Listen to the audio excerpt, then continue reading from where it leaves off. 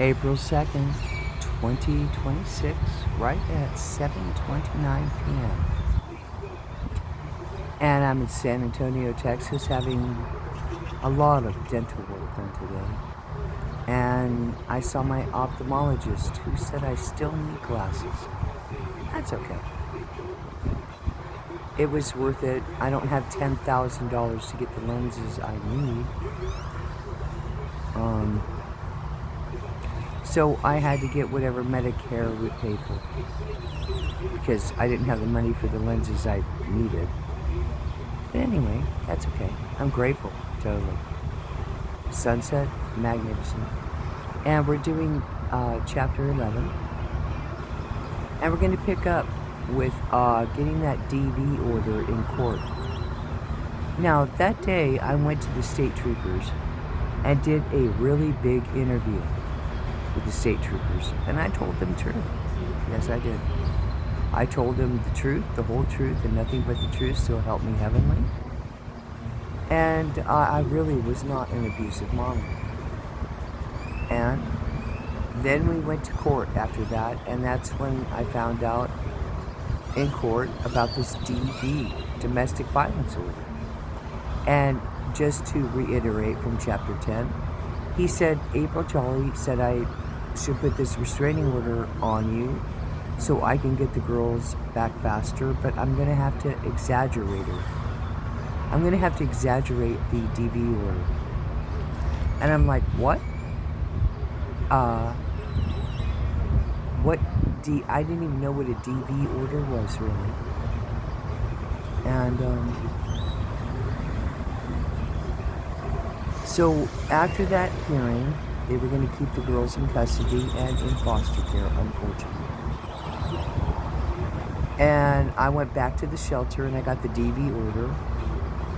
A couple days later, the next day I got the DV order. Saying, and then Mr. Romero, who is in charge of the Espanola Crisis Center, said, you have to leave here. You got 3 days to find a place because you have this DV order. So luckily I had, $100 on me, and by the grace of the heavenly, I got a place temporarily. And with the help of Southwest Care Center and my caseworker, Savannah, I got a place to stay temporarily. And that was in January. So I stayed there January, February, March. And during that 3 months that I was there, I was trying to get back home. And I was trying to say, hey, Mike, just drop this DV order. And let me come back home. I'll live in one side of the house, and you can live in the other side of the house. And we'll just copacetate and get the girls back right away. But he wouldn't have it that way. And Lucas wouldn't even talk to me. Lucas was totally in the background. And then when March 16th came, well, I had my, my 56th, or I think it was my 56th birthday, February 18th, 2019. And I asked my son to come down and see me. If not for my birthday, for his brother Jacob's anniversary and birthday.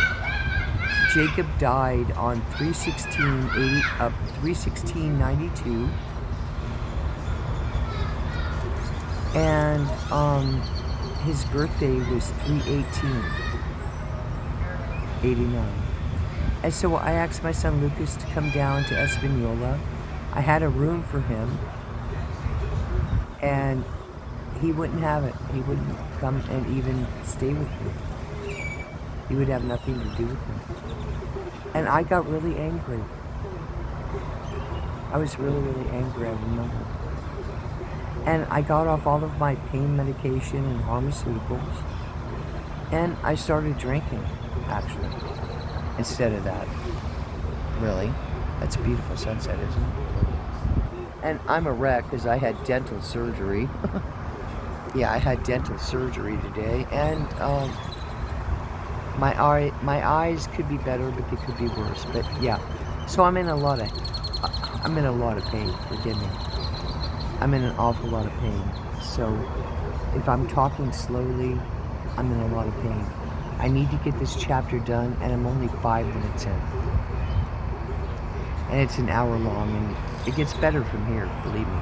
And if you don't agree with me, I'm not sitting on a pity pot. This is only my way of getting this out of me. My truth. Everybody has their own truth, and everybody matters. That's what I say. Anyway.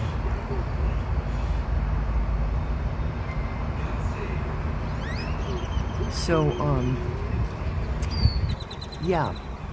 Lucas never came and never called me. I was talking to my Uncle Richard and telling him, hey, I'm trying to go back home. I'm trying to get Mike to drop this DV order and get the help that we need and get our girls back. I guess that was just too complicated for them. I don't know. But anyway. So, I was staying in this mobile home in Espanola, and I was going to the Santuario de Chimayo. It was over Easter time. Victory Sunday, actually. And, I made friends with people there, but then they would turn on me. Where's that? And I was sitting there one day at the place of meditation at the Santuario de Chimayo with Our Blessed Lady. Yeah. And I was sitting there in ecstasy in presence of our Blessed Mother Mary and Kuan Yin, absolutely. And Priest Miguel, I guess he ran the Santuario de Chimayo, and he came up to me. And he put his hand on my left shoulder while I'm in the middle of ecstasy. And his hand was so heavy on my left shoulder, I'll never forget it. Almost like he put something on me. Really, it's weird. And then people started turning on me in Chimayo, in Mexico. And that was in March. And I said to myself, well, Mike is supposed to get his back pay from the VA. He's supposed to give me half of it so I could reestablish my life. But if I don't have any money by April Fool's Day, then I'm the fool. Now, in that time, I got a call from my daughter Dixie. My daughters were in Las Vegas, New Mexico. And they had to do an emergency evacuation because Carrie Ann hurt the baby. Now, they wouldn't give me details about that. I don't know really what happened. I need to look into that. But anyway, I have a phone visit with April Jolly and my daughter Dixie on the phone when I was in my mobile home in Espanola in March of 2019. And Dixie is telling me this story about her cooking spaghetti, and that I guess she thought I let her cook spaghetti by herself or something. I said, Dixie, I wasn't even there when you were cooking spaghetti. Who was letting you cook spaghetti by yourself? It sure wasn't me.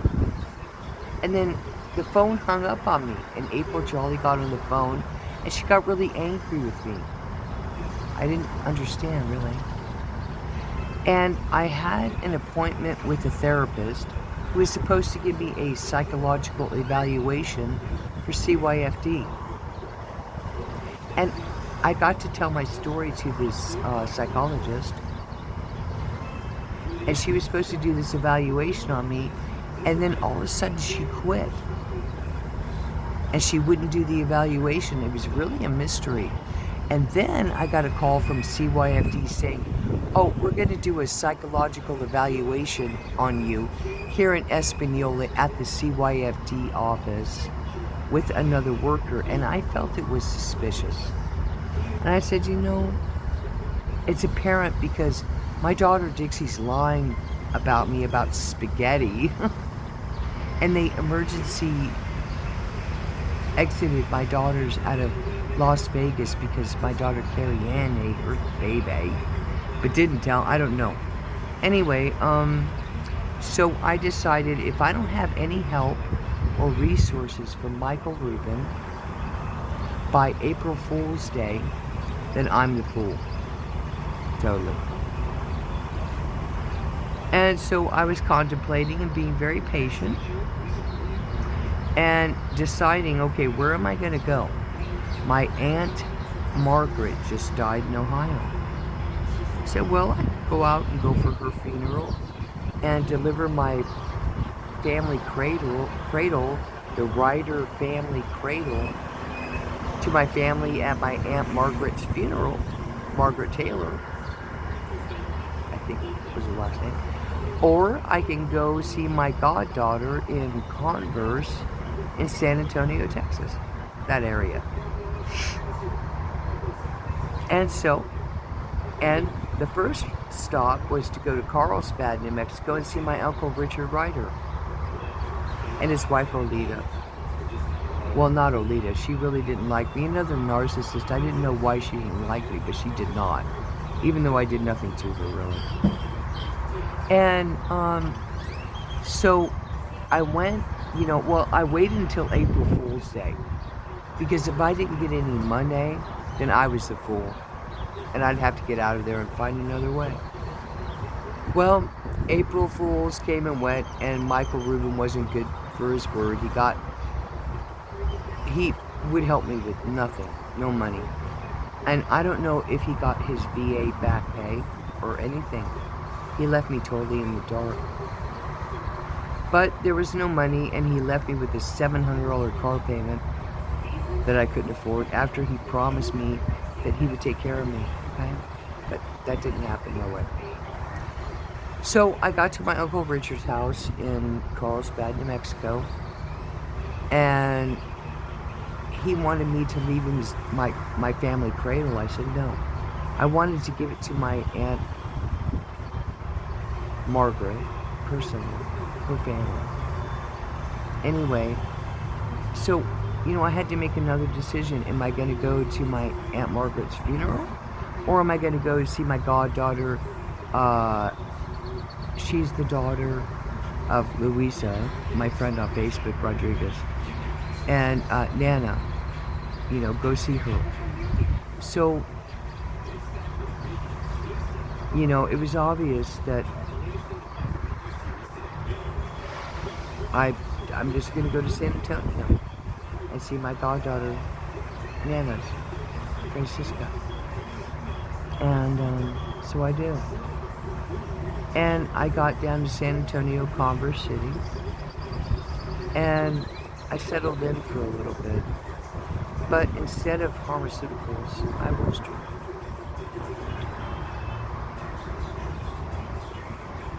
And that sunset was still really good. Anyway. So I went and I saw my Nana's, my goddaughter, and her mom and her kids, and Juan, her husband. And I had lost a bunch of weight. I was looking really pretty. And I wasn't going back to Mike, away.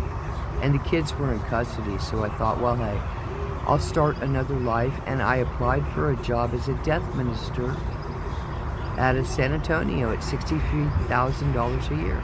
I would have done great, really. And I was, hanging out with Vicente, and he was a nice little kid, 7 years old. He was precious. And he was trying to help me because I had disabilities. I was walking with a walking stick, AIDS and HIV, and oxygen 24/7. I was in very bad condition when Michael Rubin threw me out like trash like that. I was in very, very bad condition. And elderly. I was 56 then. And Vicente couldn't help me with my bags, really. He was this little, he was all of 7. And, yeah, I'm really tired. Forgive my appearance. I had a bunch of dental work and eye stuff done today, so I'm really tired today. Anyway, sunset's beautiful. And I wanted you to know it's me. And so I'm popping in totally. Forgive my appearance, though. It takes a lot of makeup to make me look this aggy. Okay? So yeah, Vicente was trying to help me unload my little Burlo, my 2017 RAV4 that Mike talked me into buying. Okay? And he said he would pay it off right away. I'd only have 1 or 2 payments. And with his VA back pay, he was going to pay it off completely. Another lie, obviously. Anyway, so Vicente couldn't help me unload my car. And I'm sitting there at my little 2017 RAV4 and I'm going, I need help. I cannot load this car all by myself. I'm old with a stick and I'm not in really good shape. I need help. I do. And all of a sudden, this dude shows up right behind me. And what did you say, Joey? What did you say? Straight stupid? No. You said, can I help you with... He said, yeah. Can I help you with your bags, ma'am? Yep. Can I help you with your bags, ma'am? Yep. So polite, such a gentleman, huh? Jose Andrés Terenia. He showed up right behind me. I'm like, whoa. Boy, you know, the heavenly acts fast, doesn't he? Or she? He, she? Whatever. I needed help with my bags, definitely. Little Vicente was only 7. So Joey, he helped me with my bags. And he unloaded my little Budo 2017 RAV4. Yes, he did. And okay, you saved me too. Well, yeah, but that's another story. Well, that's the same story, but later down the line. Yeah, we're still saving each other.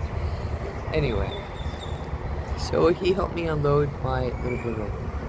And I bought him an 18-pack to pay him back. And we had a party that night, to be honest with you, totally. Because I knew I had no control over anything. Oh, the sky is so blue. And I'm blessed, even though I'm a wreck, okay? This is a chapter of a story. It's getting better, I guarantee. And it's not just about me. It's about anybody else who's been through kind of the same stuff as me. You can resonate, right? Really. Poor. So anyway, let me get you this. Oh, these clouds are beautiful.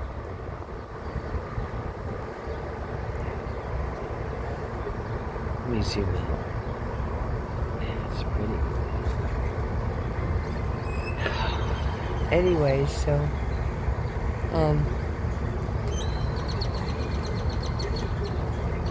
So I stayed there for a few days and things started changing. I had a pepper spray on my stick, on my walking stick. And it was a little pink pepper spray and I had my bird Delphi and we had bought Vicente some fish for helping me. And my Nana's Francisca went to play with this pepper spray that I had on my stick, okay? And, anyway. There you go. So, she sprayed this pepper spray in the house, okay? And this pepper spray that Nana sprayed got all over the place. Almost killed my bird Delphi. Killed Vicente's fish that I paid him with for helping me. And from there, everything went really weird. Everything. It was Twilight Zone, kind of. And,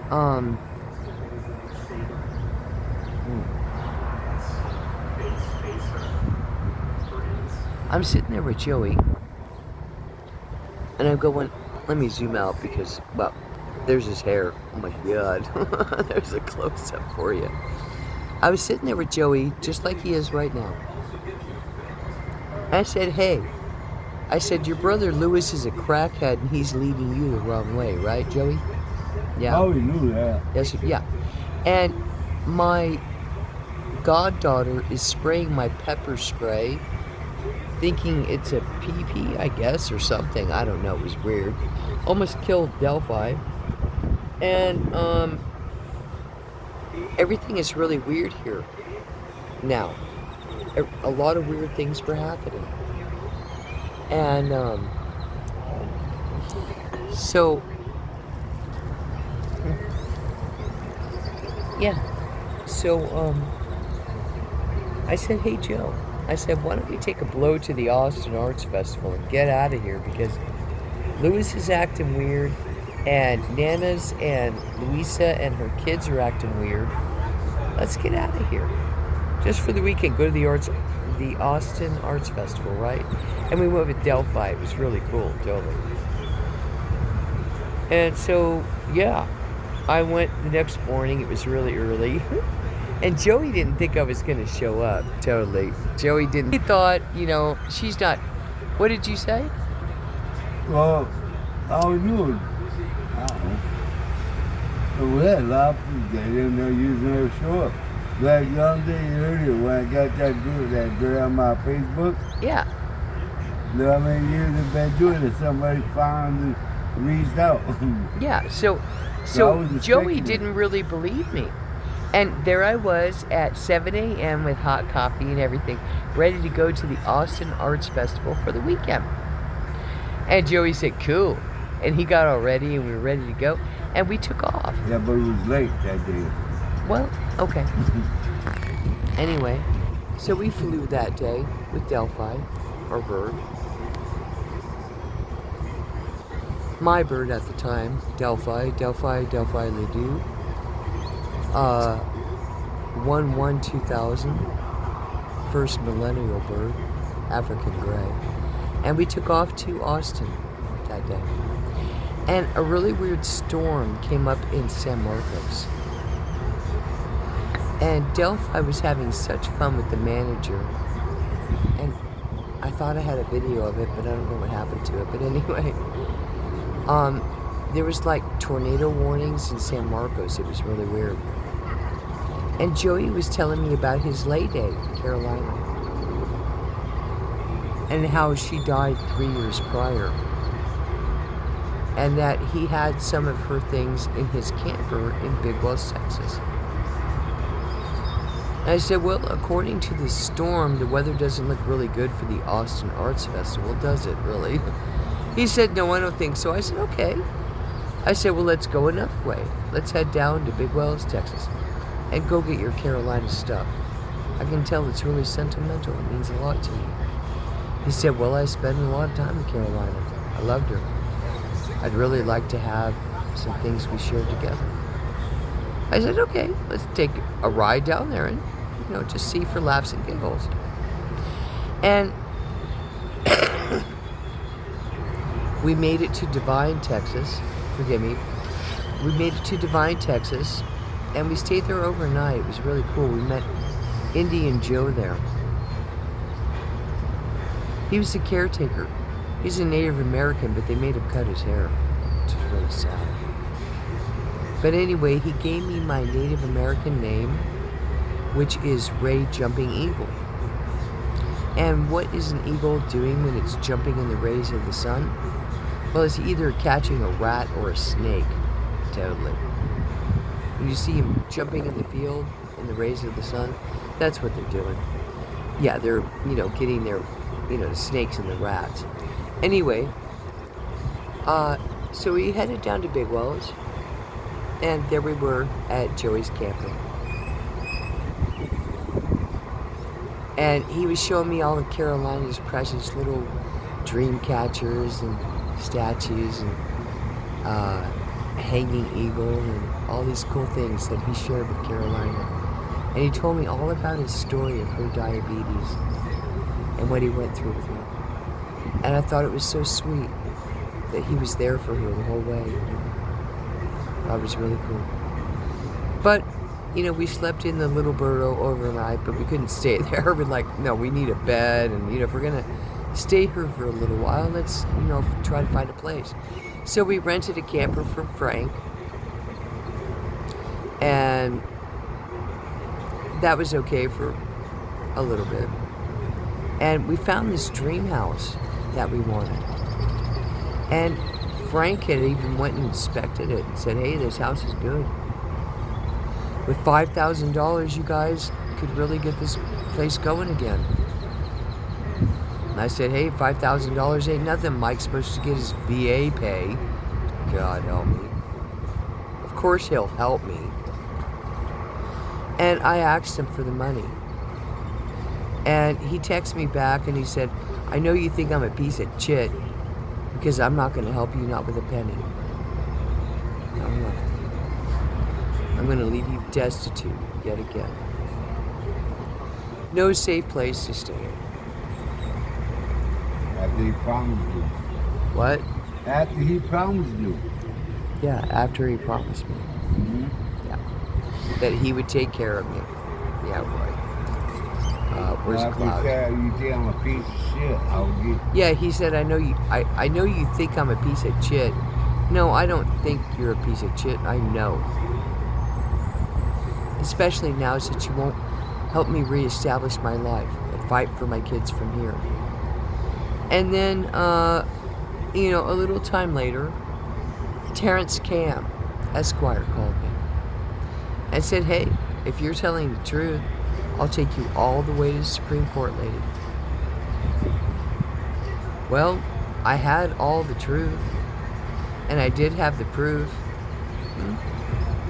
And I had to make a decision. Well, Joe and I could rent a place or something, try to reestablish here in Big Wells or something, or I could go back and fight for my kids. And Joey has kids out there. And he said, hey, if I had a chance to go back for my kids, I would go back for them and fight for them. And Joey knew I was telling the truth. Right, Joey? Yeah.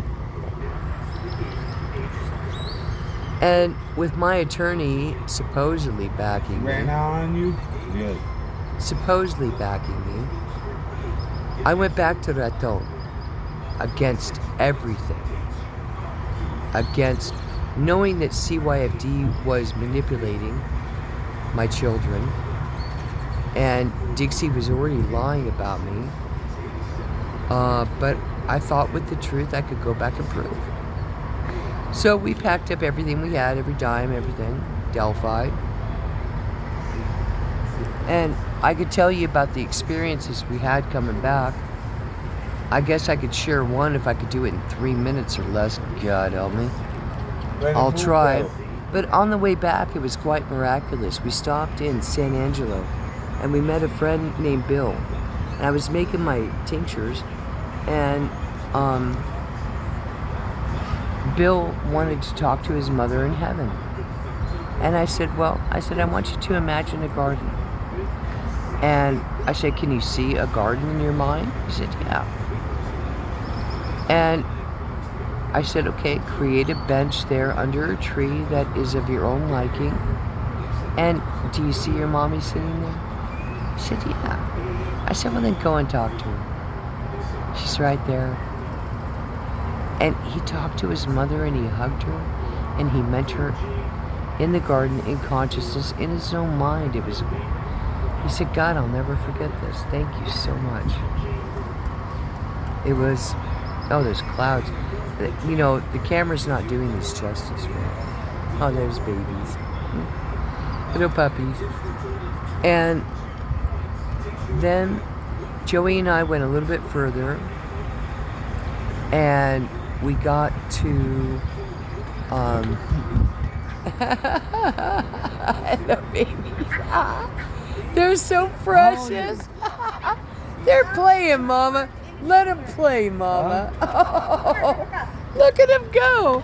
Look at the puppies. Aren't they precious? That is so cool. I love the babies. You go.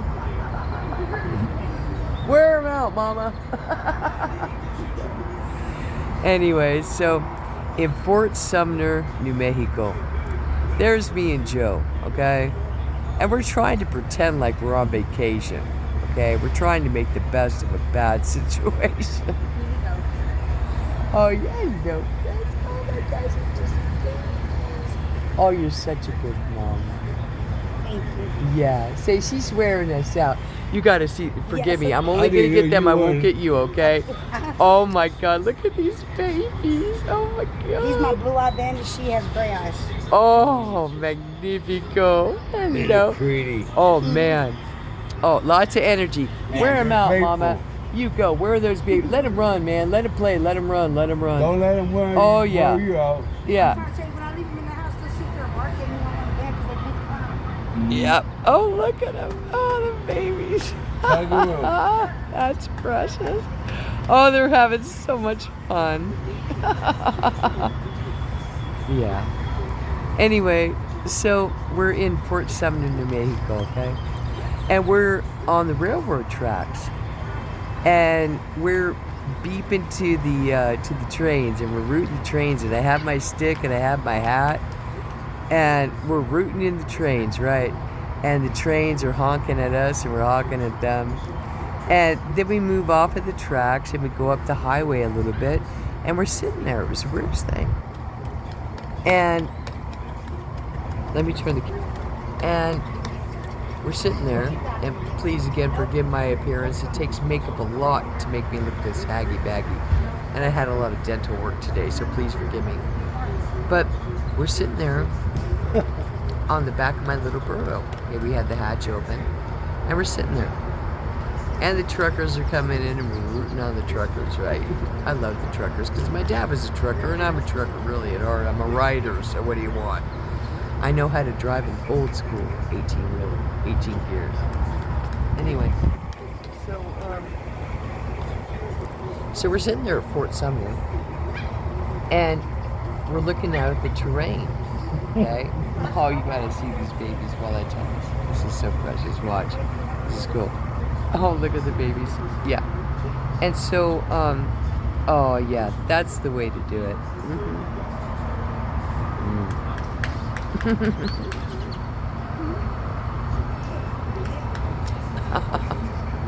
Yeah, you gotta love that, right?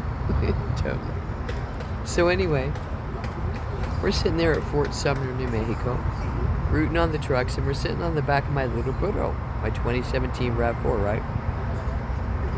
And we're looking at the back of the RAV4. We're sitting there taking a break, and I'm making we're having a conversation.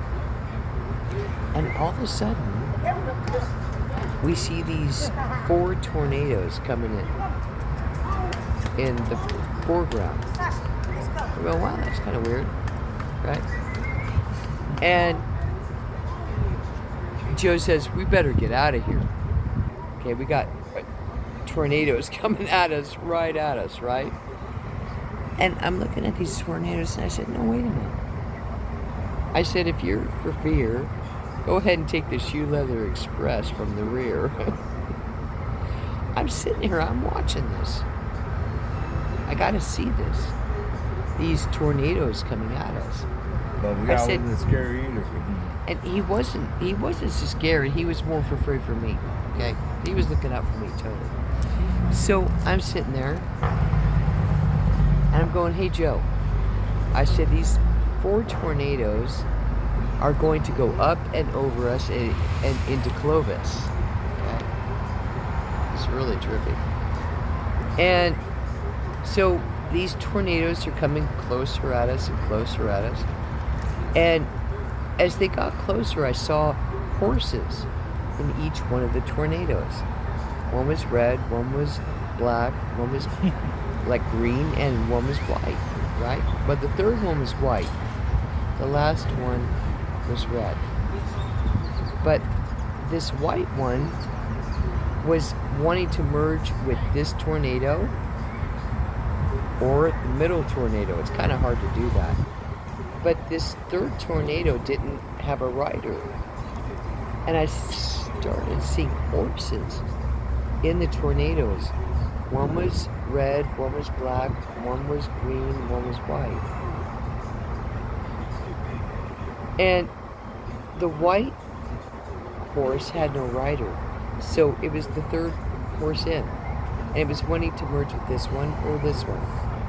And it was going to get really big if that happened. I said, well, that horse needs a rider. That white horse. So in my spiritual being, I saw myself get up and grab the horn of that saddle and pull myself up and get in and on that saddle.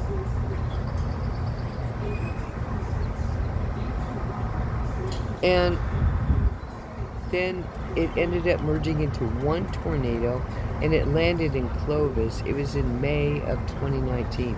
You can check the weather. You can check it if you like. But that's what happened. One experience. Those were two that happened with Bill and the tornadoes. So anyway, we made our way up to Lubbock, and my 2017 RAV4 crapped out. It was heating up, almost killed my bird with an electrical overheat in the batteries. It was not good. So I took it to Toyota in Lubbock, and some other weird things happened in Lubbock. I was selling my jewelry, whatever I had to make it, because I was totally broke. And people were ripping me off out of Motel 6 and taxis. I left my purse in the taxi, and they said they never found it. And I lost my grandmother's music, and I lost everything out of that purse. It was Hoover. And a lot of people ripped me off just because I was moving so much. And Toyota had the 2017 RAV4 that Mike said he would pay off right away. Oh God. They had that car for 7 days. I had to pay for my own hotel stays. Take Ubers everywhere. It was not fun. And we got through that. Okay? With Delphi. It's okay. Survived. But they said there's nothing wrong with your RAV4 after 7 days, which was a bunch of BS. The batteries were overheating. Totally. So we got our RAV4 from Lubbock all the way up to Raton. We made a one-way shot to Raton. And when we got there, it was not fun. We stayed at a couple hotels, and they put in new security systems so they could spy on us. I saw new security systems going in so they could set us up and spy on us right away. He knew I was coming back. And we went to a hotel in Springer, New Mexico. Real nice lady to begin with, and her son was awesome.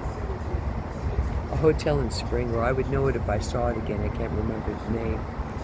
But Joey and I were just getting the RAV4 unpacked so we could organize. Yeah, it's windy out here, forgive me. And we just got the RAV4 unpacked, and all of a sudden, we had to leave that. After we just got everything unpacked, we didn't even have a chance to organize our stuff or rest. And the manager said, hey, you gotta go. No. In Springer. So I know it had to do with Michael Rubin. And no sooner are we leaving the hotel, all these cops show up, right? And CYAD, Adult Protective Services, pull over me and Joey. Well, we're sitting there, you know, and they're supervising while we get our stuff out. It was that intimidating. And apparently his brother Louis said that I made Joey come with me. Like I was going to force him against his will, okay? To do anything. Yeah. And what did Caroline, the social worker, say? Asked me a bunch of questions. Did she make me come? No, I came by myself. They told me a couple questions, you know, who's the president of the United States? I told them that. What year it was? I told them that. They said, okay, so we better call you. Mhm. That's where I knew. I knew from San Antonio. Yeah, Lewis is tracking you. Yep. And And he you- says he's worried about you and this crazy lady made you come, right? Yeah. When he had you on crack, didn't he? I shoot that. Well, I got you off crack. Yeah. Well, I said I don't hang out with crackheads. But Louis had Joey hunted too, with Michael Rubin in cahoots. And I'm on 40 minutes. I got, oh God help me, 20 minutes of video to go. So then Joe and I stayed at some hotels in Raton. And, yeah.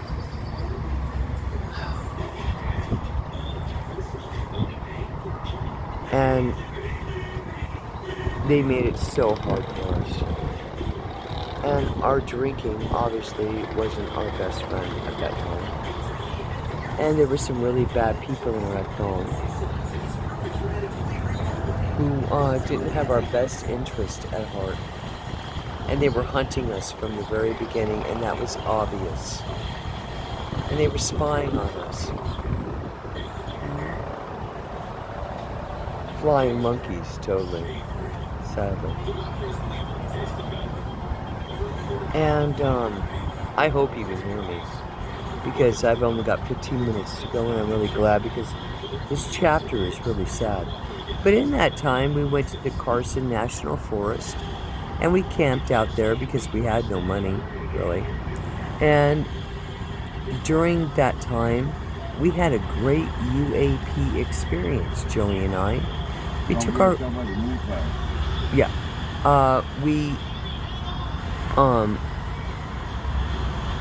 In the Carson National Forest, we saw a UAP between the Taos Mountain and the moon. And we're laying out there and camping outside. Delphi was protected inside the Little Biddle. And we're looking up at the moon, and there's this huge UFO between the moon and the Taos Mountain. It was circular. It had red, white, and blue lights at the bottom of it. It's the trippiest thing. But the only places that we could stay were campgrounds because we had no money. I spent every time I had getting back to Raton to try to fight for my children, who I thought loved me. But that's okay, I was an ignat. I've been ignorant, and that was one thing I was ignorant of. But anyway. So, we tried to stay in Raton, and we got to the First Presbyterian Church with Dr. Reverend John Paul McGarry. And it was really Twilight Zone for me and Joey, because nobody could help us find a safe place to stay. Joe and I wanted to hang out as a unit. He was protecting me. He didn't own me. He was with me, yeah, but he wasn't going to own me. You know, he was there to protect me. He went back because he knew I was telling the truth, and I was fighting for my babies, quite frankly. Yeah, I want to go back. I mean, I go because I want to see these mountain lions and these black bears. And you did see the mountains, didn't you, Joey? Yeah, And what was your favorite part? the mountains. Yeah. Sugar Eat Park. Yeah. Yep. There was lots of mountains in that though. So Joey really dug it up there, and I went to stand my truth. I went to stand in my circle of truth. That's it. That is it. I went to go fight for my children. And April Jolly was not very helpful to me. She took me to hearings.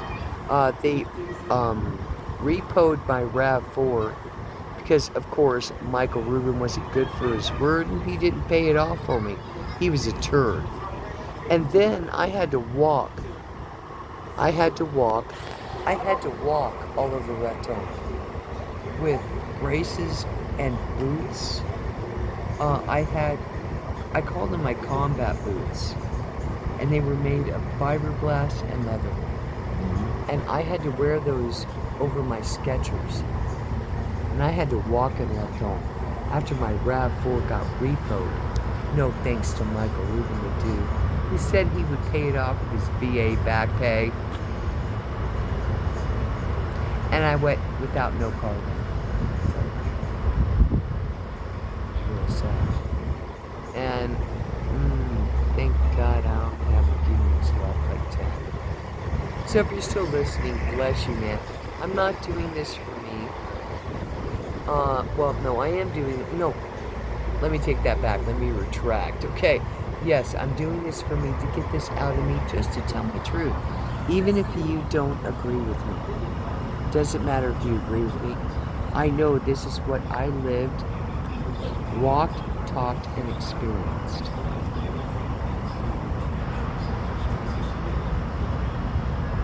And it was unimaginable. So they took my car and I had no car. I was walking everywhere. But everybody laughed at me and nobody would help me. Because they were all on Michael Rubin Ledoux's side, you see. 585-920-546-12-21-57. 4th ID, 82nd Airborne. Tigerland graduate. And he had me set up from the very beginning. He was watching me all over Retto and everything I was doing. And I was not perfect. I hadn't even been gone for 6 months. I hadn't even begun to recover from the brain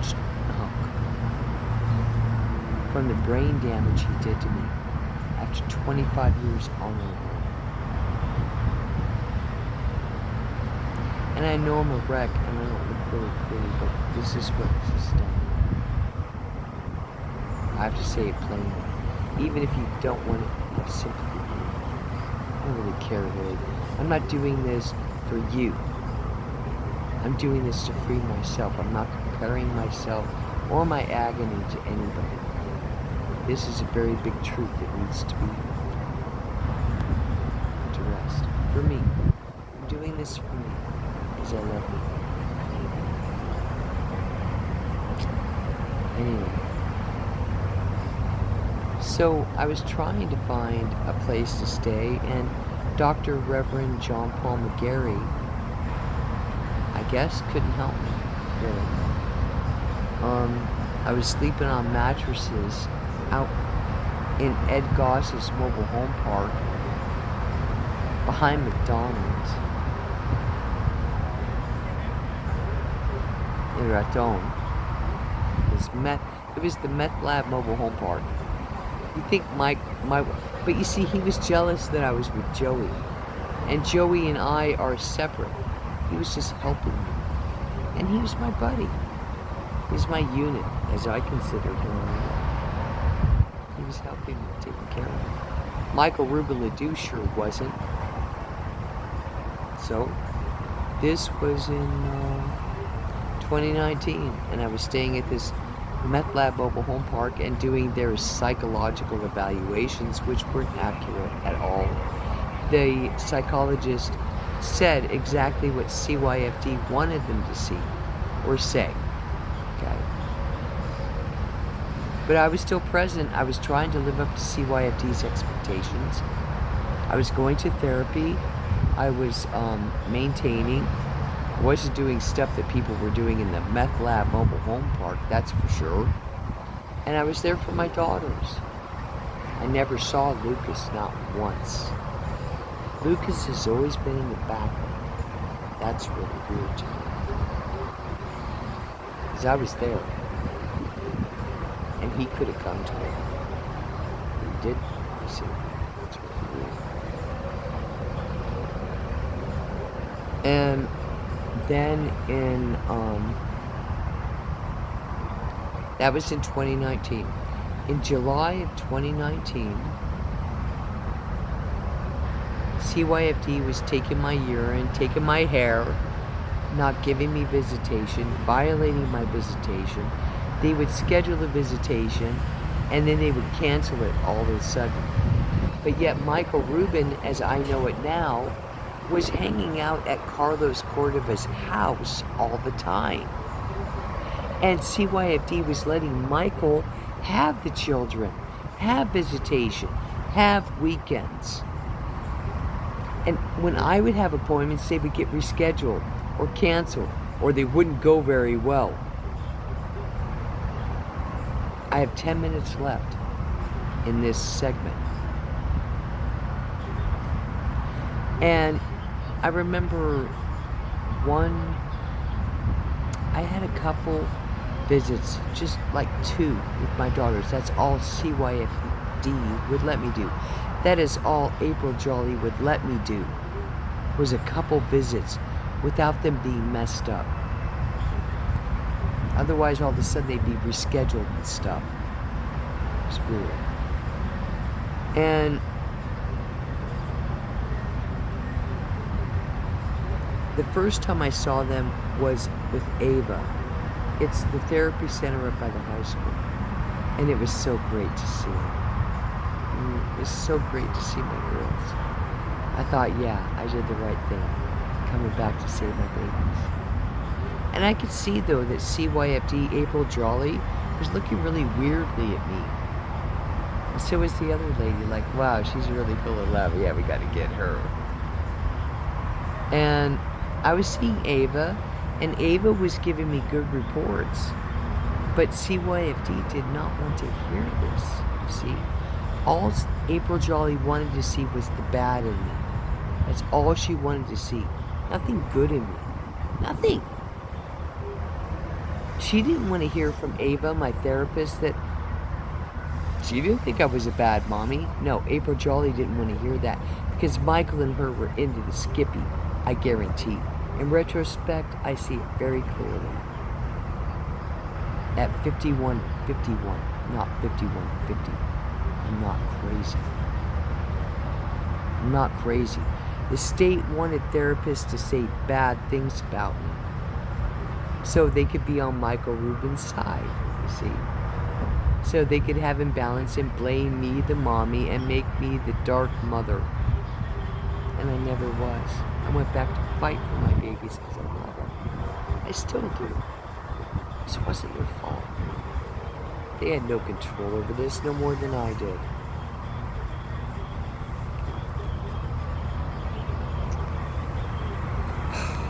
And,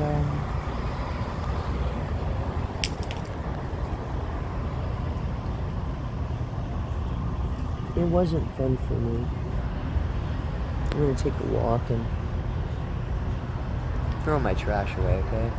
Because this is my way of getting it out of my system and telling the truth. Because they're trying to prosecute me for telling the truth. They don't want me to expose CYFD or ATV or April Jolly or the 8th Judicial Colfax County, Officer Olson, Melissa Kennelly, and any of the judges who've judged me mercilessly. Because I stood up for my First Amendment and my Second Amendment. And so they didn't like me. Terrence Camp, my attorney, said, what were you doing talking about your First Amendment and your Second Amendment? They held that against me, if you could believe that, Chips.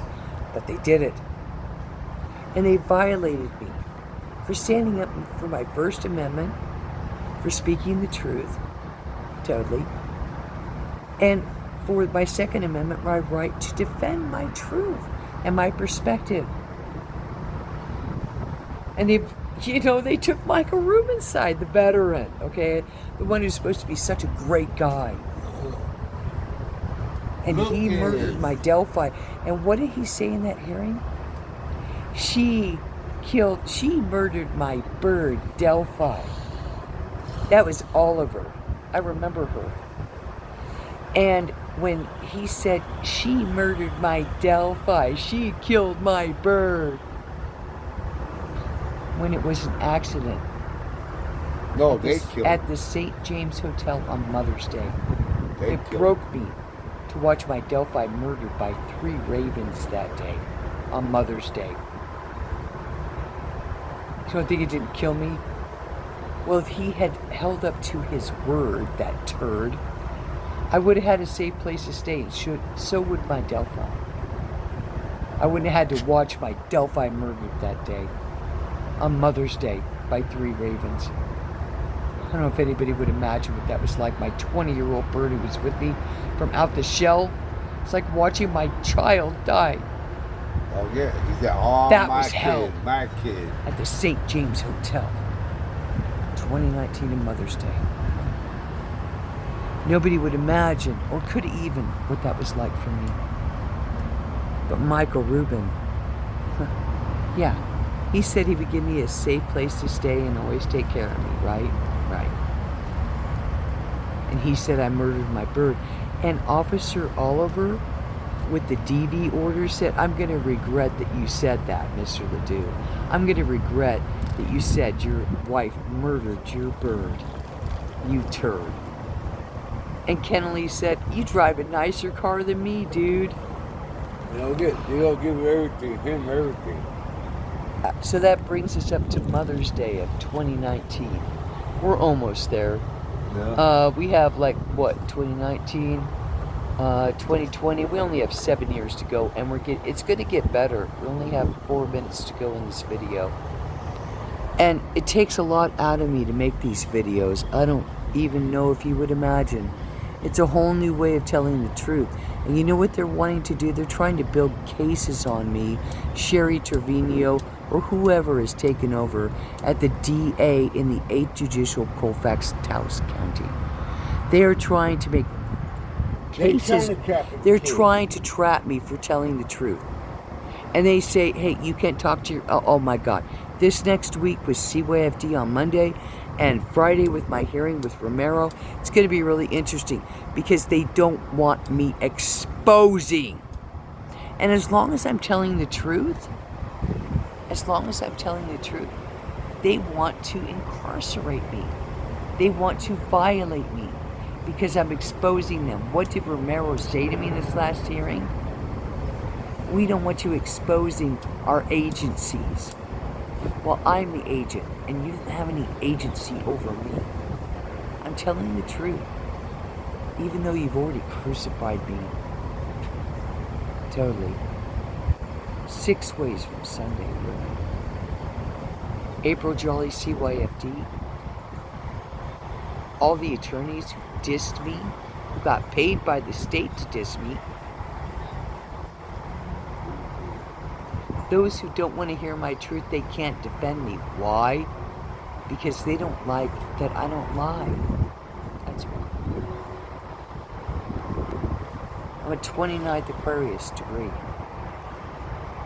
The truth is far more entertaining, though it's cost me everything. I may never, ever, ever see my children again at 57. And they're a worthy sacrifice for the truth, as Christ would say it.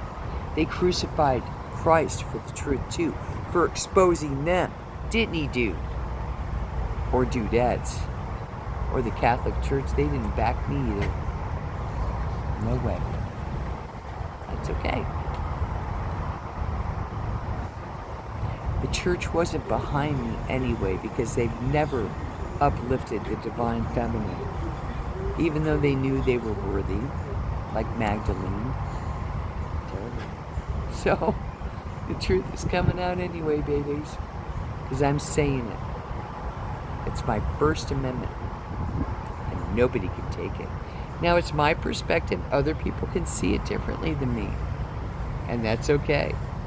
I'll argue. No, I won't argue with anybody. I'll debate 6 ways from Sunday. In a healthy way. Not fighting anybody.